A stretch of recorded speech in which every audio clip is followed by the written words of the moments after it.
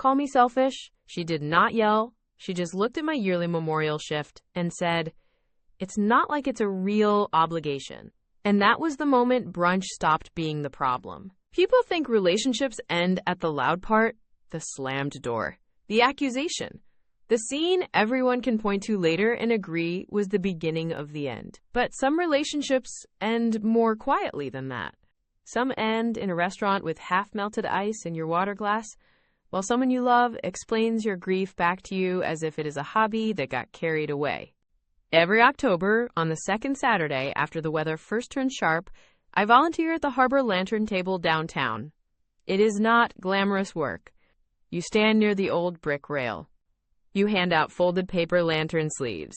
You check names off a clipboard. You relight tea candles when the wind gets impatient.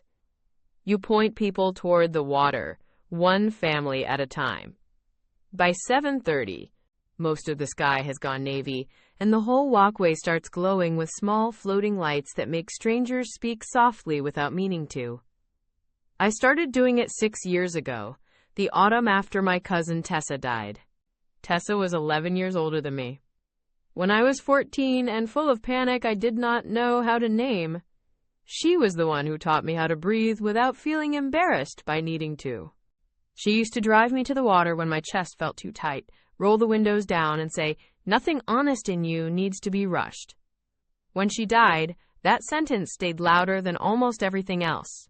The Lantern Night was one of the volunteer events she always signed up for.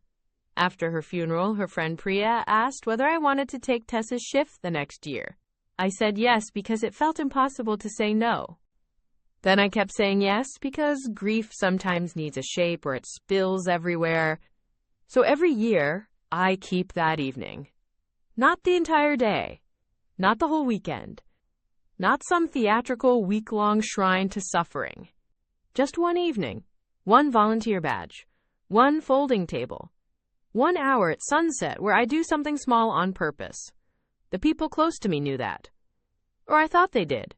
By the time this happened, Celia and I had been together for a little over a year. She was polished in the way some people are when they move through the world, assuming that most things can be improved with better timing, better wording, or a nicer reservation. She was not unkind. That is what made it harder. If she had been obviously cruel, there would have been nothing to sort out. But Celia was thoughtful in ways that photographed well. She remembered birthdays. She sent flowers when someone got promoted. She could choose a bottle of wine in under 30 seconds and make it seem like instinct instead of performance. She also hated what she called unnecessary heaviness. She liked moods managed. She liked emotions translated into practical action. She liked every gathering to stay easy enough that nobody had to sit too long inside something uncomfortable. At first, I experienced that as steadiness. Later, I understood that some people are only calm as long as nothing asks them to make room. The conflict started with brunch. Celia's mother had retired from the dental practice where she had worked for 28 years, and her family planned one of those long, ceremonial lunches that begin as a meal and slowly become an institution. There would be toasts, there would be old coworkers stopping by. There would be an aunt who never left before dessert, and a brother-in-law who turned every table into an accidental hostage situation about real estate. Celia told me about it 3 weeks ahead. I pulled up my phone calendar before she even finished describing the restaurant. The date was already marked in blue. Lantern table, 6 p.m. volunteer check-in. I showed her the reminder and said, "I can absolutely come to brunch. I just need to leave by 5 so I can get downtown before setup starts." She looked briefly disappointed, then said, "Okay, we can make that work." So I thought we had. That is the thing about some turning points. They do not begin with conflict. They begin with your belief that the conflict has already been handled. The brunch was at a restaurant on the north side with pale green walls and too many mirrors. The kind of place that serves whipped ricotta under things that do not need whipped ricotta. I wore a charcoal dress, small gold hoops, and the boots, Tessa once said, made me look like I had better boundaries than I actually did. For the first hour, it was fine. Celia's mother was radiant in the soft, slightly stunned way people look when a job has defined them for so long that freedom feels less like celebration and more like losing a language. I meant it when I congratulated her. I liked her, actually. Her sister was funny. Her dad refilled everyone's coffee before they asked. Even the brother-in-law behaved like a person with indoor privileges. It could have stayed a good memory.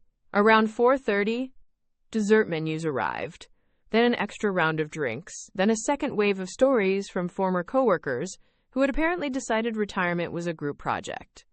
I checked the time and leaned toward Celia. "I'm going to head out in about 20 minutes, I said quietly. "If I leave by 5, I'm good."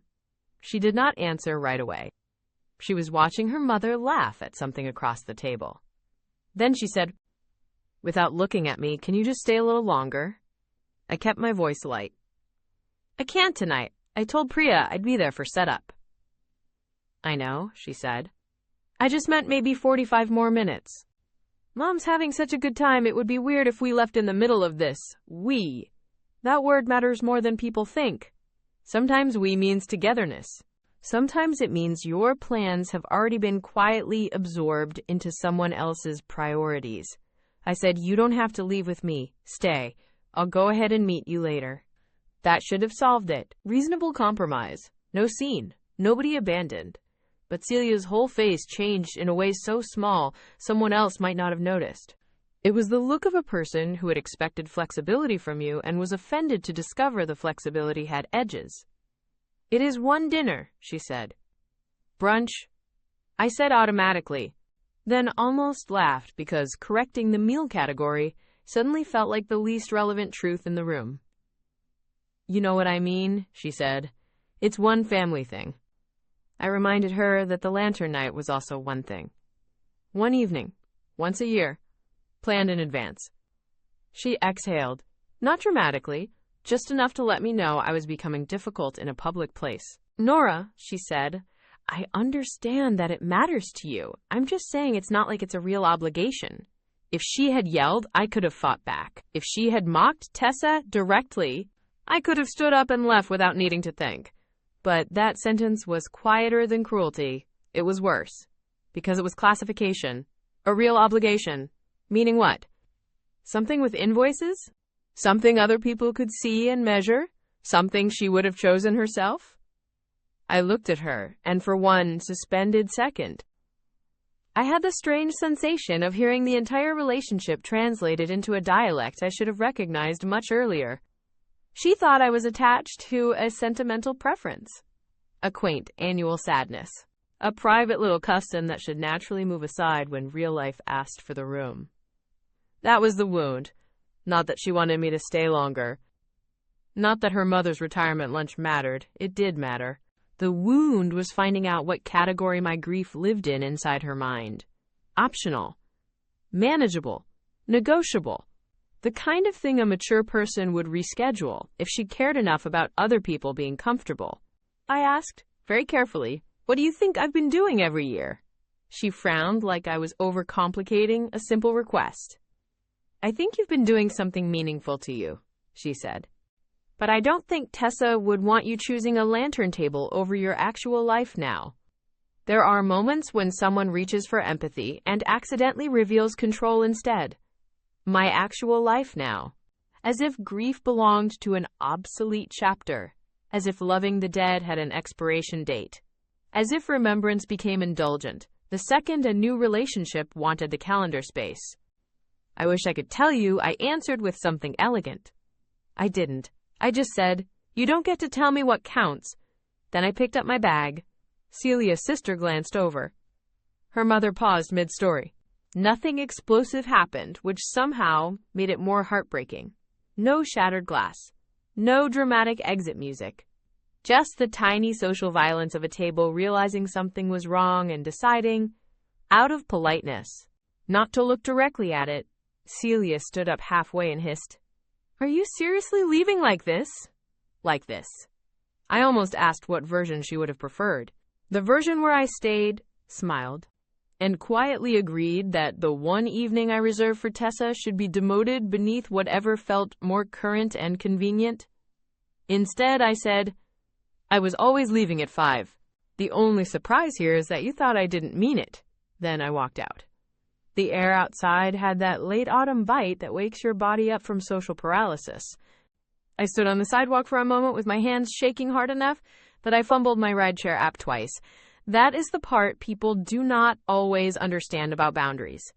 Even when you keep one, your body can still feel like you are doing something wrong. On the ride downtown, Celia texted 3 times. First, are you really doing this at my mom's retirement lunch? Then, you're taking this way too personally. Then, I didn't mean anything bad. I just think sometimes your grief runs the schedule. That last text told me even more than the line at the table. Because now she was naming the real complaint. Not timing, not courtesy, control. My grief ran the schedule, meaning she had been tolerating it only as long as it stayed symbolic, as long as it cost nothing, as long as she could treat it like one of my personality details instead of one of my values. By the time I reached the harbor, the volunteer tents were already up. Priya was tying laminated name cards to one side of the table with cold, numb fingers. She saw my face and did not ask a single invasive question. She just handed me the extra lighter, pressed my elbow once, and said, "Wind's worse than last year. Keep relighting the back row." There are people who understand grief without needing a speech about it. They make room first and ask later. For the next hour, I did what I always did. I unfolded lantern sleeves. I showed a little boy how to cup his hand around the flame. I steadied an older man when he started crying before his candle even lit. I found Tessa's name on the remembrance board, traced the letters once, and kept moving. Because some rituals are powerful, precisely because they let you keep moving. At 7:40, the water was crowded with points of light, and I felt something inside me go terribly still in the cleanest possible way. Not healed, not happy, just clear. The comments people leave under stories like this usually split in predictable ways. Some say grief should not control a relationship. Some say a loving partner would never ask to be chosen over remembrance. But the strongest reaction, the one that actually matters, is usually about contempt. You can negotiate around inconvenience. You can compromise on timing. You can solve most logistical conflicts if both people still respect what the other person is protecting. What you cannot build safely on is contempt. And contempt often arrives dressed as practicality. That night, Celia called while I was helping stack the empty candle trays. I let it ring, then ring again, then stop. When I finally listened to the voicemail later, she sounded calmer, almost generous. She said she was sorry if what she said came out wrong.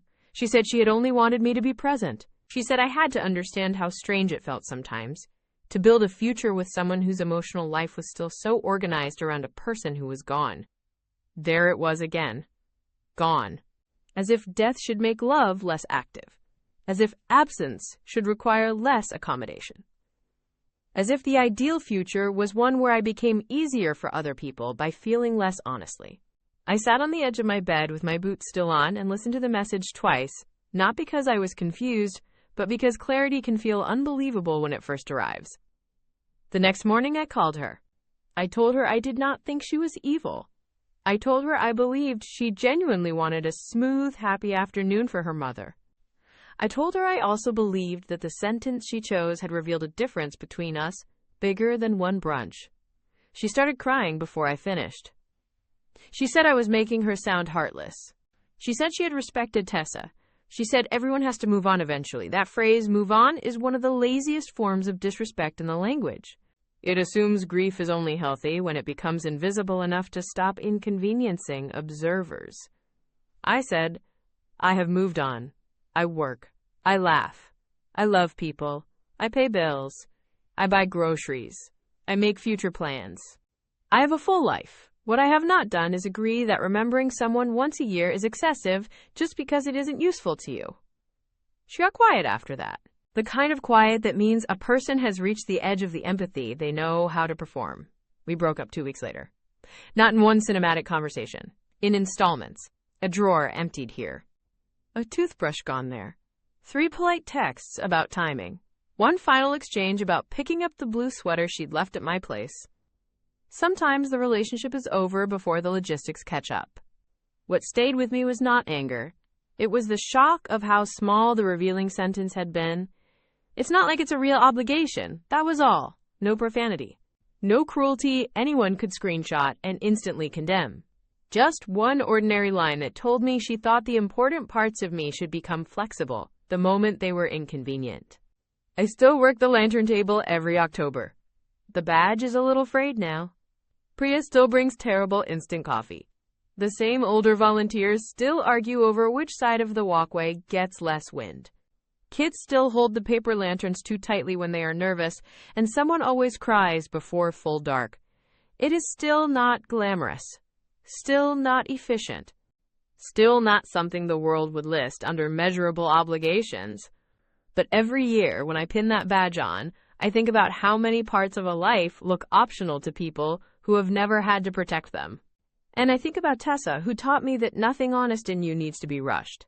Not grief, not clarity, and not the decision to leave the moment someone tells you, very politely, that the deepest things you carry only count when they stop costing them anything. Thank you for watching. If this story pulled you in, do me one favor. Hit like, subscribe, and turn on notifications so the next one finds you the moment it drops. Remember, nothing is ever just what it seems. See you on the next one.